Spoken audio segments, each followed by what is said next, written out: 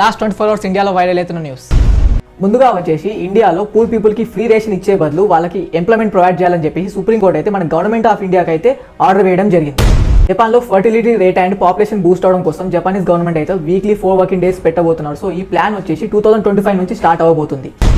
RBI governor Shaktikanta Das term అయితే నిన్నటితో ముగియడం వల్ల కొత్త గవర్నర్గా సంజయ్ మల్హోత్రాని అయితే నియమించారు.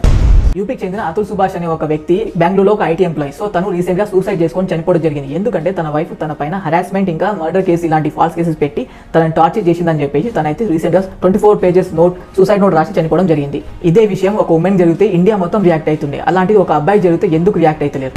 సో రీసెంట్గా మన తెలంగాణ తల్లి విగ్రహం అయితే ఇనాగ్రేట్ అయింది. సో దాని మీద opposition leader and common peoples అయితే కొన్ని కామెంట్స్ వేయడం జరిగింది. సో ఆ కామెంట్స్ ఏంటిదంటే చేతిలో బతుకమ్మ లేదని చెప్పేసి, మెడలో బంగారం లేదని చెప్పేసి అండ్ ఒక పూర్ ఉమెన్ లెక్క చూపించినారని చెప్పేసి అయితే వాళ్ళు కామెంట్ చేశారు. సో దీని మీద మీ అభిప్రాయం ఏంటో తెలపండి. ఇలాంటి లేటెస్ట్ అప్డేట్స్ కోసం మా ఛానల్ని సబ్స్క్రైబ్ చేసుకోండి అండ్ థ్యాంక్స్ ఫర్ వాచింగ్.